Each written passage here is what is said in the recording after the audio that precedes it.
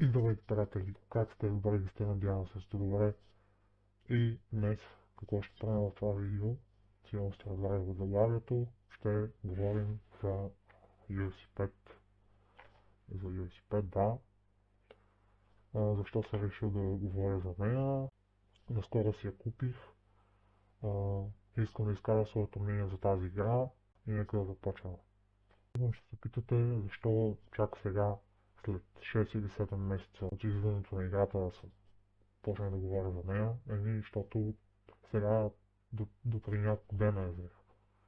И искам да си скажа своето мнение за нея. Първо ще кажа кое ми хареса в играта и после кое не ми хареса. Ще започнем първо с тези неща, които ми харесаха. Първо геймплея е уникален. Нямам нищо лошо да кажа за него. Графиката е на ниво, доста е добре.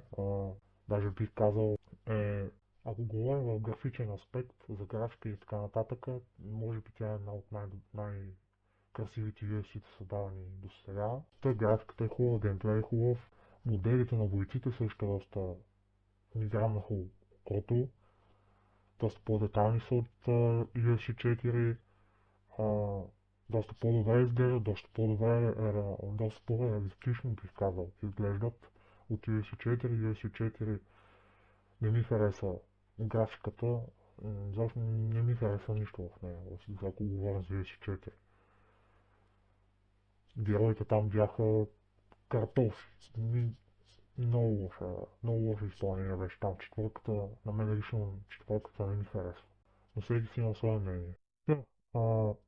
Кариер мода е уникален. Не бих казал уникален, но става, на мен ми хареса. Аз между другото я взимам единствено заради кариер мода, защото брат кой взима и игра, спортна игра, която и да не играе кариер мода. Няма такъв човек според мен. Друго нещо, което ми хареса в играта, че UFC вече махнаха, така да кажем, мини игрите, когато сте на земя и когато нали, се борите. В UFC 4 и предишните игри даже мисля, имаше като някакви мини игри такива, когато сте на земя, но това вече го няма. Вече може да играете малко по-свободно на земя, вие да определяте какво да правите на земя, това, което на мен ми харесва.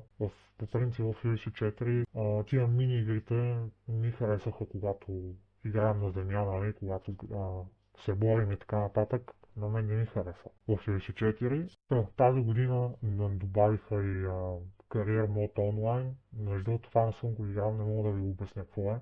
Не съм разучил, бих погледнал да видя за какво стана въпрос в онлайн кариерата. На бойците според мен е малко по-добре от предишната UFC, малко по-гладко. Граплинга е реалистичен, това на мен също ми хареса. Например, когато сте на земя и се борите, за да се вдигнете, например, трябва да отидете до клетката, за да може да се вдигнете по-лесно, естествено. И по средата на ринга му да се изправите. Обаче това в истинския живот бих казал, че е много трудно може да се случи.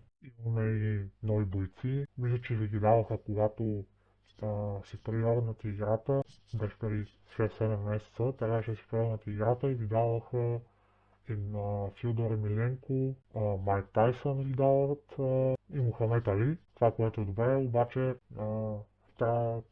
трябва да се плаща за тях, което на мен малко не ми харесва. Между другото, Майк Тайсън ми го даде безплатно скоро. Преди колко 2-3 седмици го даде безплатно. Преди да си купа играта. И нека да преминаваме към тези неща, които не ми харесаха в тази игра. Първото, което е, според мен, на моменти някой път комбата не е реалистичен. Не бих казал, че е реалистичен някой път. Примерно бих ви дал пример. Борете се на земята, играете граплинг и доста е трудно, докато играете граплинг и по средата на ринга да се вдигнете, нали? Вие можете, нали? Обаче в реалистичен живот малко не се получава. Аз ви го казвам, нали, от първо лице. Възможно е, обаче не се случва всеки път. Второто нещо, което ми харесва, са бъговете. и има много бъгове. Като текстурни бъгове и други бъгове ще ви покажа да видите за какво стана въпрос, а доста са бъговете. Опитват да ги оправят, но се излиза някой бъг. Защото искам да отбележа и за компата, че по някой път те нокаутират доста лесно. Даже бих казал, че в истински живот така няма как да те нокаутират. Между другото, преди да си купа играта, след като излезе, нали, след като обявиха, излезе, мисля, че не знам кога точно излезе, ще ви го покажа на екраните, кога точно е излязъл UFC 5 и бях гледал няколко чуждестранни ютубъри, които доста така казаха негативни мнения за играта.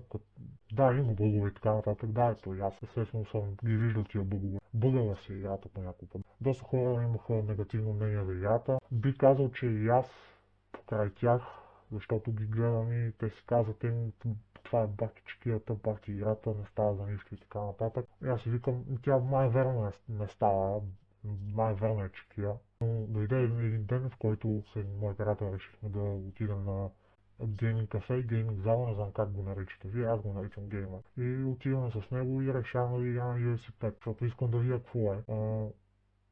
Защото исках и да си направя мое мнение за играта, искам да изграда мое мнение за нея, а не да чувам други хора, например, тази игра е чекия и аз ще казвам тази игра е чекия, не, исках да изграда свое мнение за играта. И отидохме, поиграхме, на мен доста ми хареса тогава и си казах, че ще си я купя, на всяка цена ще си я купя. Доста време минава, нали, след като казах, че си я купя, се отлагах и дойде време миналата седмица, в която отидох и си я купих.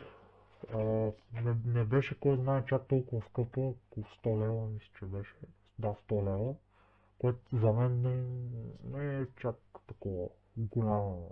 Не е чак толкова скъпо. Нали, ако погледнем за 100 лева за тачкия, нали, малко, нали, не става. Да, и пуснах да я играя, хареса ми и си изградих своя мнение за нея, което мнението ми е добро за играта. Позитивно, така да кажа. До някаква степен.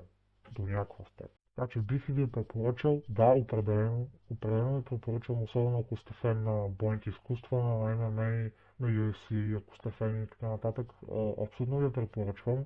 Особено препоръчвам кариер мода. Кариер мода на тази игра е интересен, бих казал. Може да си кастомизирате героя по всякакъв начин.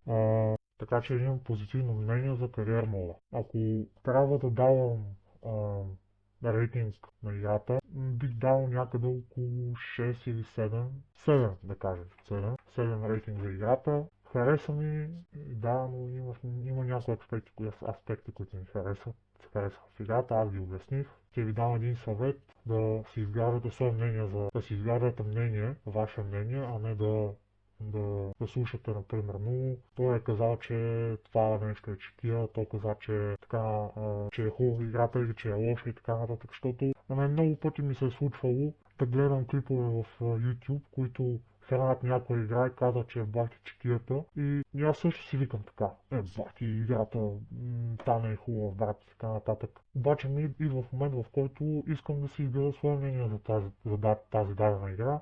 Отивам, купувам си я, пробвам я и естествено ми харесва. Аз между другото съм такъв човек, че, например, тези неща, които не ги харесва повечето хора, аз ги харесвам. Така че не знам, може би малко съм странен. И да, надявам се видеото да ви е харесало. Искам да оставите по един коментар, това е доста важно за алгоритъма. Само това ще ви помоля да оставите един коментар. Искам да изкажете своето мнение за тази игра. Да кажете вашето негативно мнение или позитивно мнение, кой ви хареса, кой не ви хареса. Така ще се радвам да си кажете вашето мнение в коментарите и ще се видим в следващия клип. Чао и благодаря, че гледахте клипа.